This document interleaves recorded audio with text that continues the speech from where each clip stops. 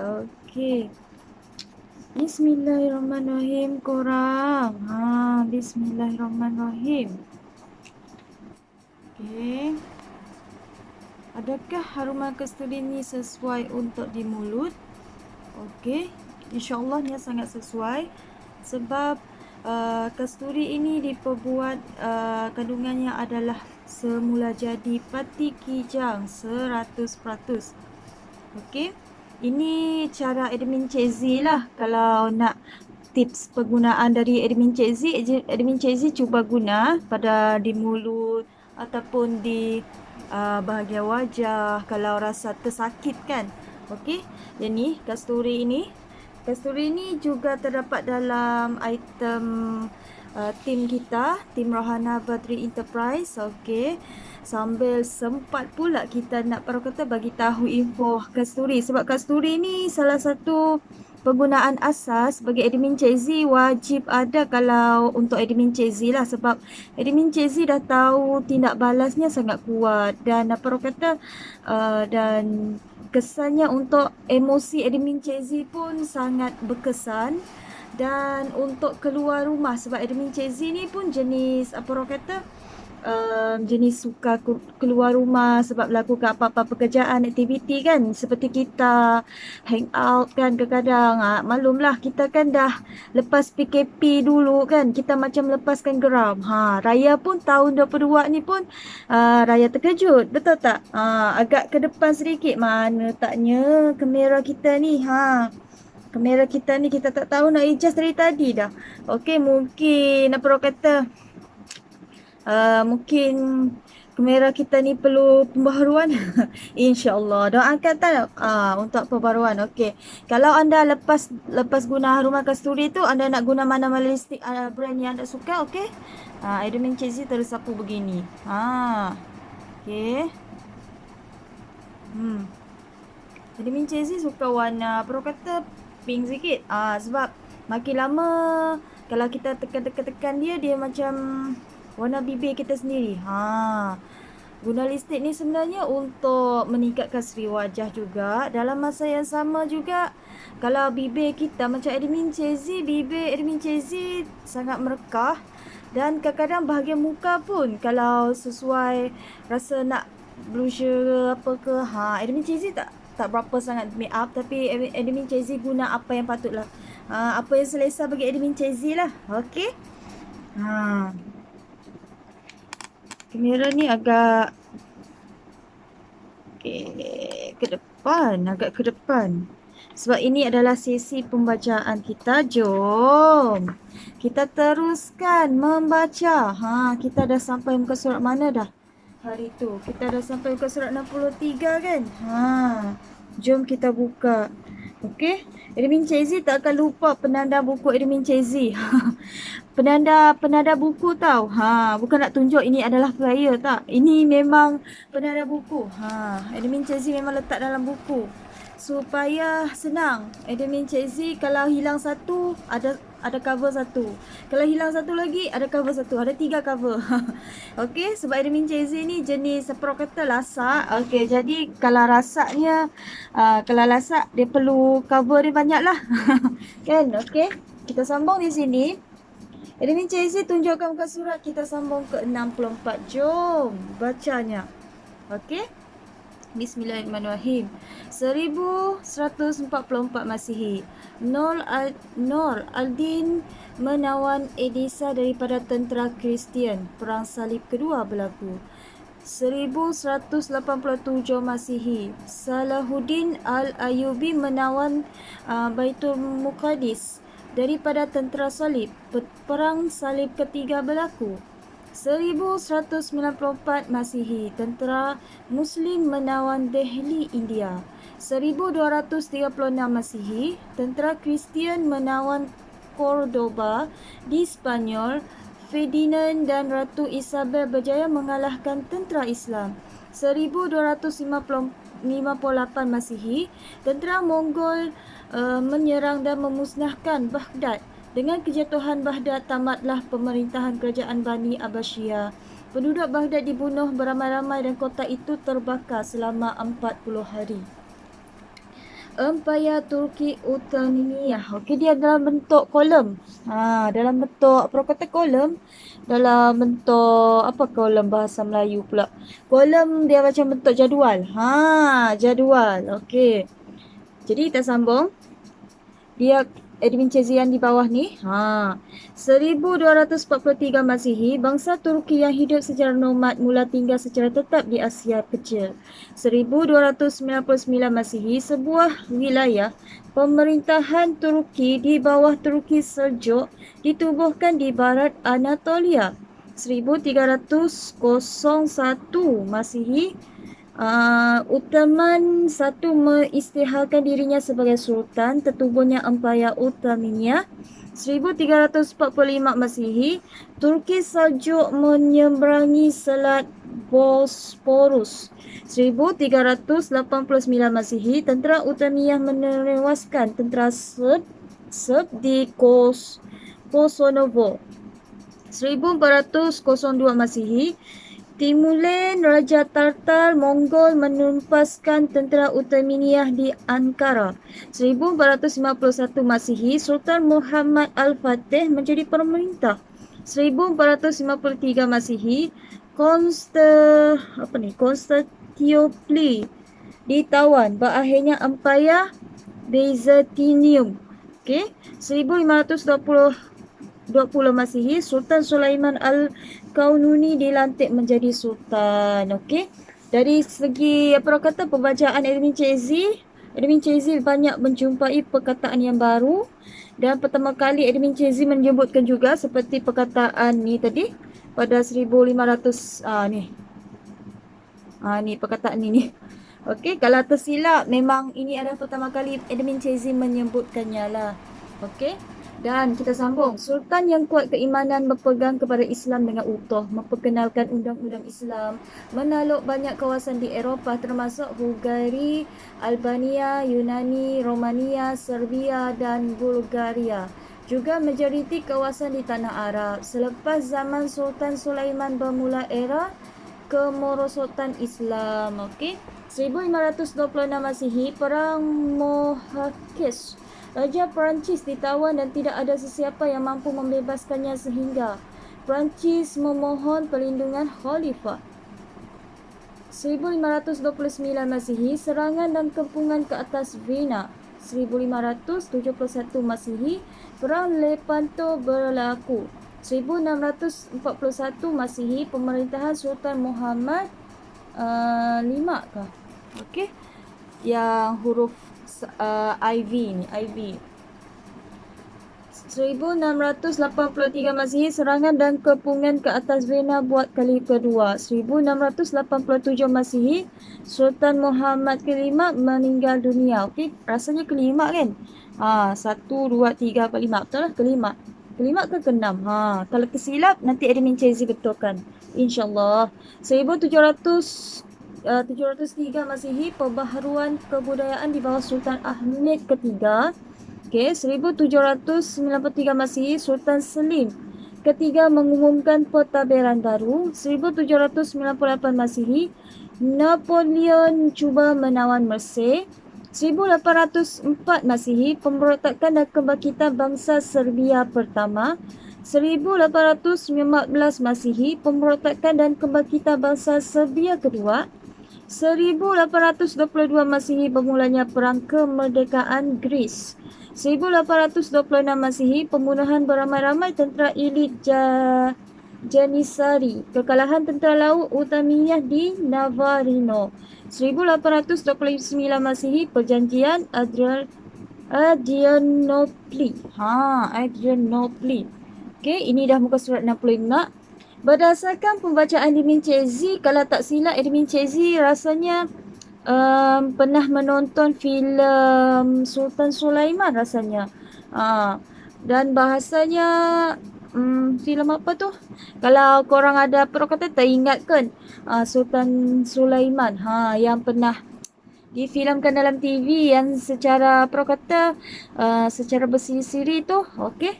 Admin Cik Z terinspirasi dari peringatan admin memori. Sebab dari segi pembacaan admin Cik Z macam ada berkait juga dengan filem tersebut. Begitulah. Kita sambung. Okey, 1830 Masihi berakhirnya Perang Kemerdekaan Greece. 1841 Masihi Convention Selat. 1878 Masihi Kongres Berlin. Serbia dan Montenegro diberi kemerdekaan, Bulgaria diberi kuasa autonomi.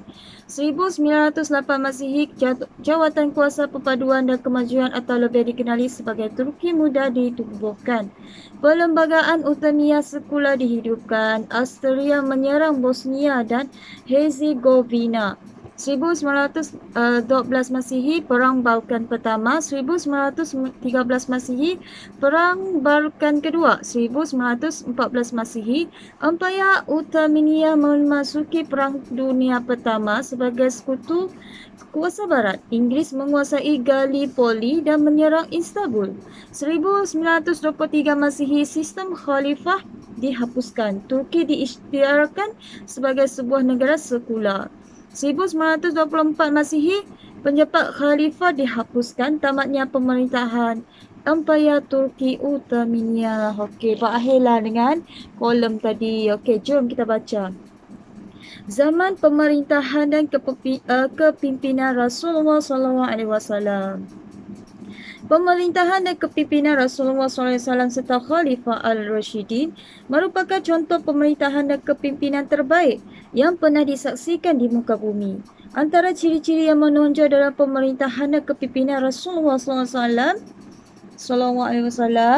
dan Khalifah Al-Rashidin adalah keadilan, kesamarataan, kebebasan dan ketulusan. Inilah zaman terbaik yang disebut oleh Rasulullah SAW. Sebaik-baik kurun ialah kurun aku dan kurun sesudah itu dan sesudah itu dan sesudah itu. Riwayat Bukhari dan Muslim. Di sini ada hadisnya. Okey. Di bawah ini. Kita tunjuk imbasan lah ni. Kiranya imbasan. Ada peta lagi. Wow. Okey, ada peta tapi admin Cik Z tak tak bacanya sebab peta kan. Sini kan.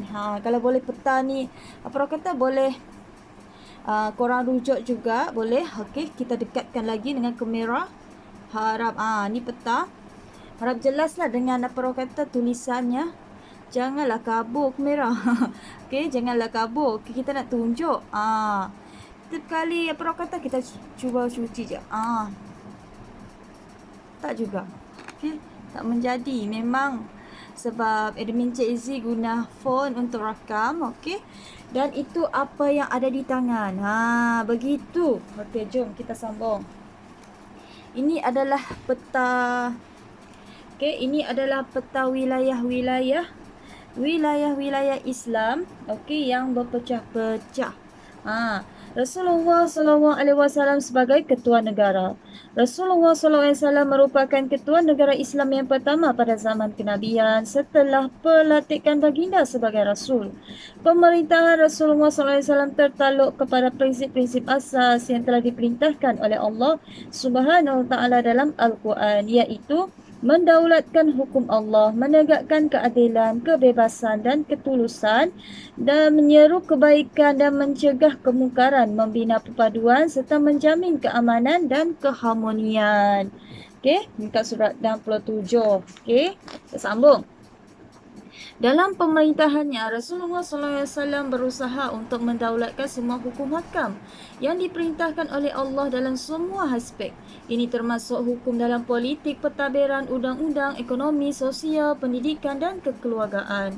Dalam aspek politik dan pentadbiran, Rasulullah SAW melaksanakan sistem pentadbiran secara syura, iaitu secara perundingan dan mesyuarat seperti yang diperintahkan oleh Allah, kecuali dalam hal-hal yang khusus yang ditunjuk secara langsung oleh wahyu. Walaupun baginda seorang rasul dan makhluk yang paling mulia, namun baginda tetap meminta pandangan para sahabat dalam pentadbiran, khususnya dalam perkara yang tiada wahyu diturunkan. Ini menjadikan sistem pentadbiran Rasulullah sallallahu alaihi wasallam telus dan terbuka.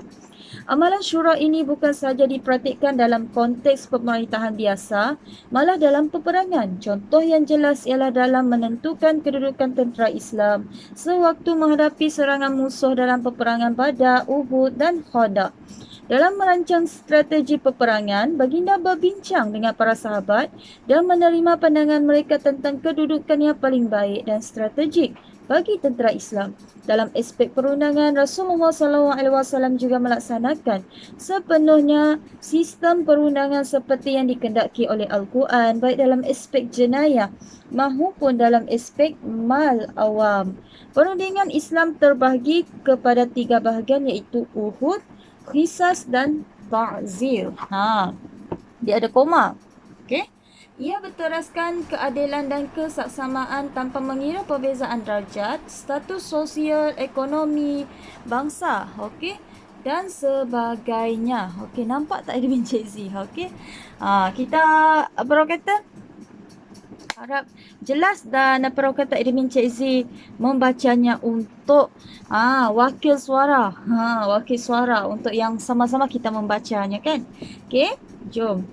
Sebagai contoh, pernah berlaku satu peristiwa di mana seorang wanita bangsawan Arab ditangkap kerana mencuri. Setelah dibicarakan dan sabit kesalahannya, maka hukuman pun dijatuhkan ke atas wanita tersebut.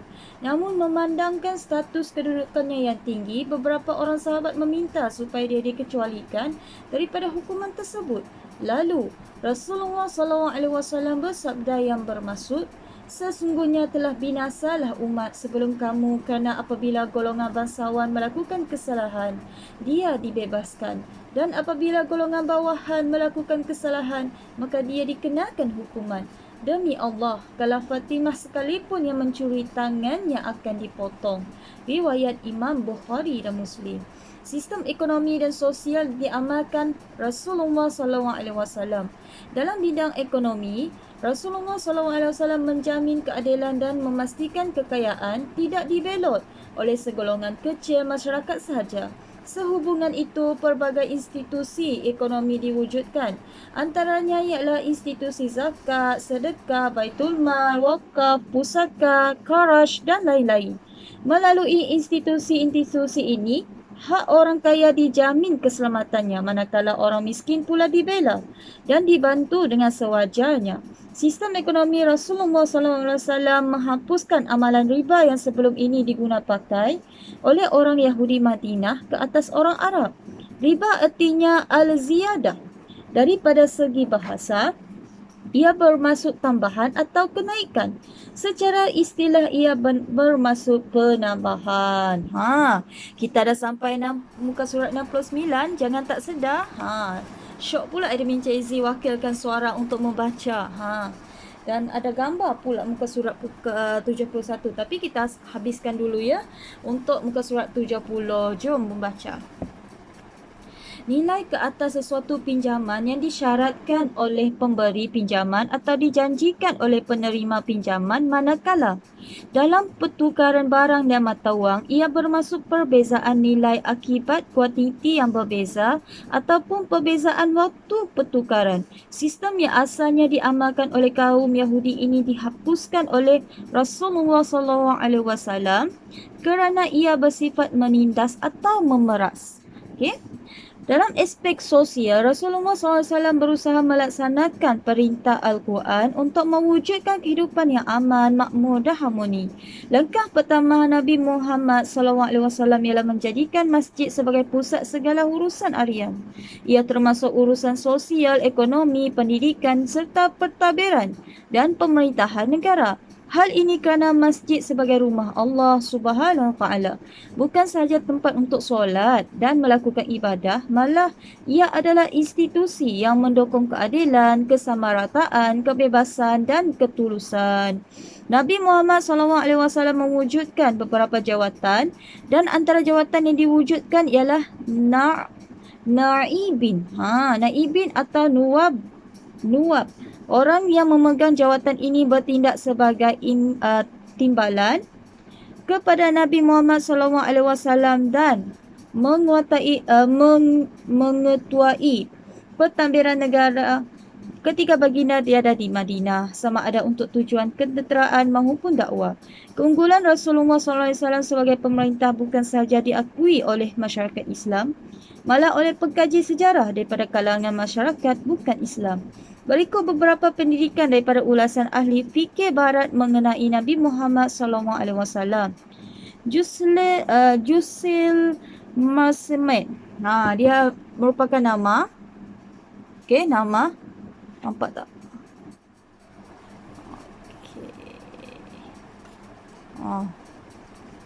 Okey, nama. Seorang ahli dalam ilmu psikologi dari Universiti Chicago, Amerika Syarikat mengatakan dalam majalah Time edisi Julai 15, 1974, pemimpin yang agung perlu melaksanakan 3 fungsi penting, iaitu memelihara kesejahteraan pengikut-pengikutnya, mewujudkan satu sistem sosial yang selamat dan terjamin, serta menanamkan satu nilai kepercayaan yang dapat dijadikan panduan dan diikuti. Tokoh-tokoh terkenal seperti Pasteur dan Salk, telah dapat memenuhi fungsi pertama, manakala Alexander Kessel dan Hitler pula berjaya memenuhi fungsi kedua. Namun Muhammad telah berjaya memenuhi ketiga-tiga fungsi, dan kerana itu beliau adalah pemimpin yang paling hebat dalam sejarah. George Bernard Shaw. Yang ni dia gambar ni. Seorang penulis skrip drama berbangsa Irish yang mendapat hadiah Nobel Kesusastraan tahun 1925 dalam bukunya The Genuine Islam mengatakan beliau amat menyanjungi ajaran yang dibawa oleh Muhammad. Shaw mengakui kehebatan dan potensi yang ada pada Nabi Muhammad SAW. Beliau menegaskan ia Islam adalah satu-satunya agama pada pandangan saya yang mempunyai kemampuan disesuaikan dengan perubahan-perubahan yang sering berlaku dalam hidup, justru menjadikannya menonjol pada setiap zaman. Saya telah mengkaji mengenainya, iaitu lelaki yang hebat itu, Nabi Muhammad, dan pada pandangan saya beliau bukan anti Nabi Isa, sebaliknya beliau patut digelar sebagai penyelamat bagi manusia. Ini sumber, ada link diberi. Kita boleh lihat Wikipedia. Boleh George Bernard Shaw ni. Kita boleh ketahui lebih lanjut lah. Untuk ini boleh rujuk Wikipedia pada Google tau. Profesor Ramakrishna Rao, seorang ahli falsafah dari India, dalam bukunya Islam dan The Modern Age telah mengungkapkan keunggulan Nabi Muhammad SAW dengan kita sambung. Best. Kalau ada kesinambungan ni. Jom. Ini profesornya, ada gambar juga diberi. Cantik kan buku ni? Agak berkualiti tinggi. Kertas, bukan kertas, tinggi cetakan. Cetakan. Kata-kata yang begitu menarik, ujar beliau, andai kata keunggulan seseorang terletak pada kemampuannya membersihkan masyarakat daripada keganasan dan kerendahan akhlak serta budi dan mengangkat mereka menjadi pemegang obor tamadun dan keilmuan, maka Muhammad memang layak dikatakan unggul.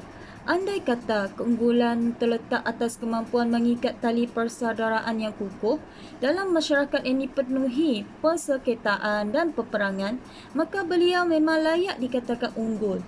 Andai kata keunggulan terletak pada kejayaan berubah masyarakat jahiliyah yang penuh kesesatan kepada suatu kepercayaan yang murni, maka Muhammad berjaya melakukannya.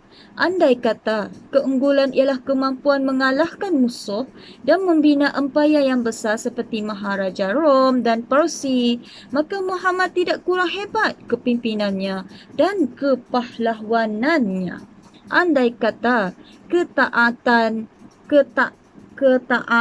kecintaan dan penghormatan menjadi ukuran kepada keunggulan, maka sebut sahaja nama Muhammad, jutaan manusia yang berjiwa akan hormat dan taat kepadanya.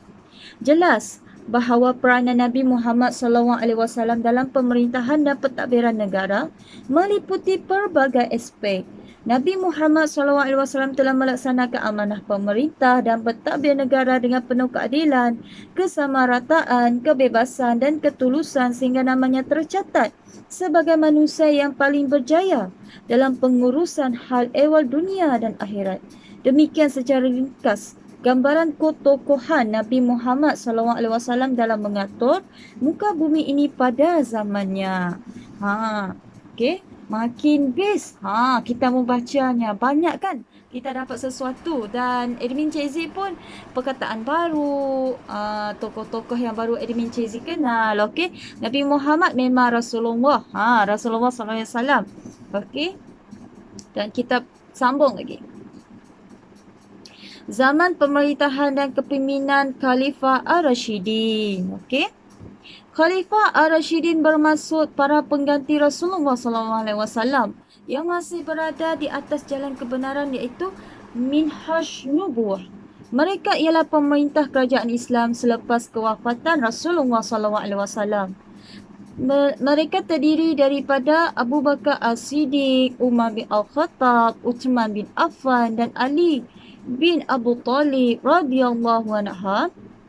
Oleh sebab mereka mewarisi kerajaan Islam yang diasaskan oleh Rasulullah SAW, mereka mempunyai tanggungjawab dan peranan yang besar untuk memastikan keadilan, kesamarataan, kebebasan dan ketulusan yang diasaskan oleh baginda terus berkekalan dalam pemerintahan dan kepimpinan mereka. Okey.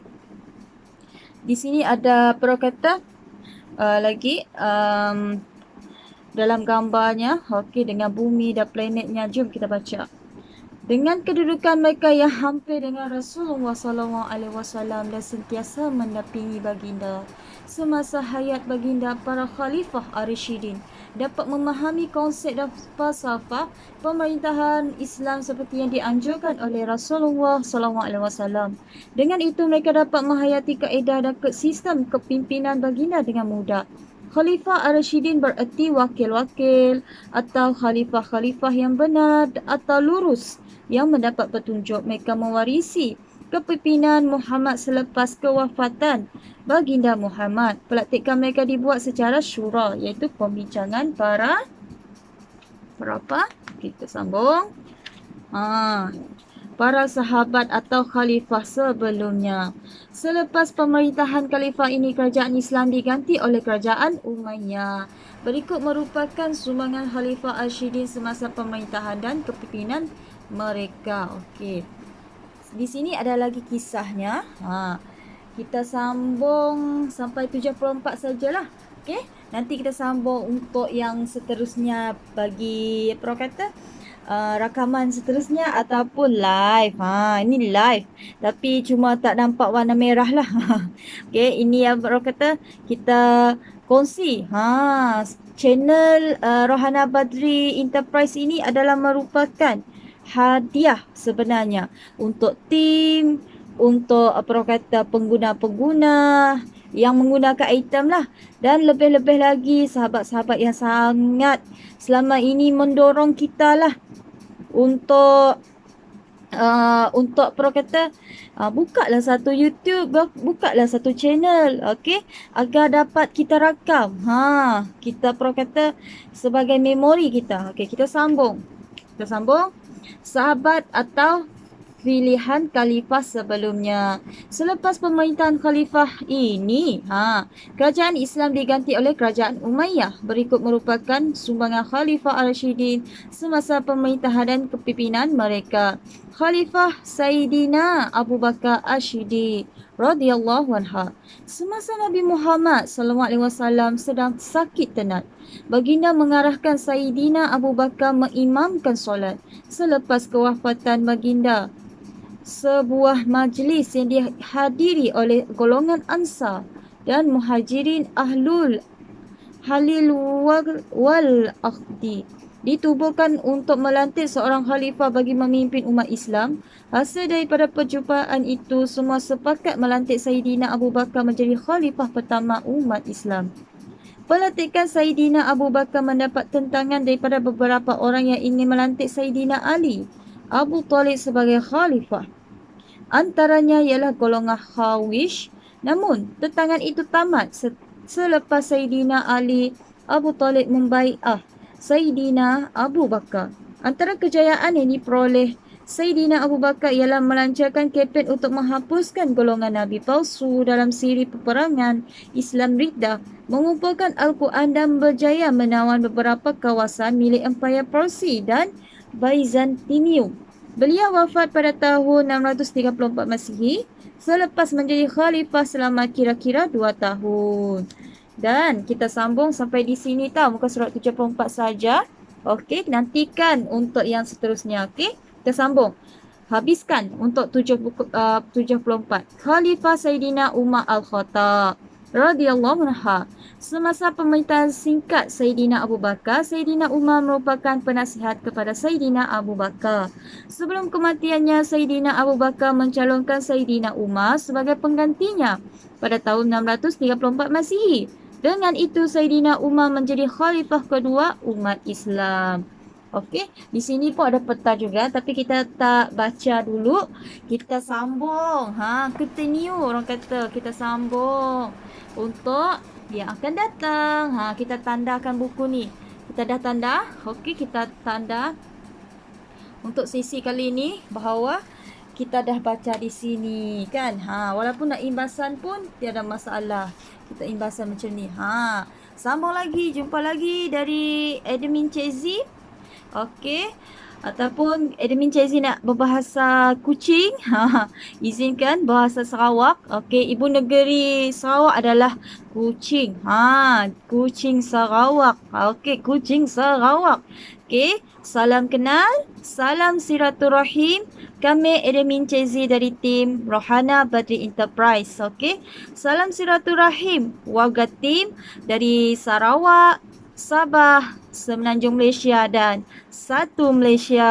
Okey, jumpa lagi yang akan datang. Assalamualaikum. Okey, harap terima kasih banyak-banyak untuk yang sanggup menjadi pembaca ataupun pendengar setia bagi channel Rohana Badri ini. Jumpa lagi korang.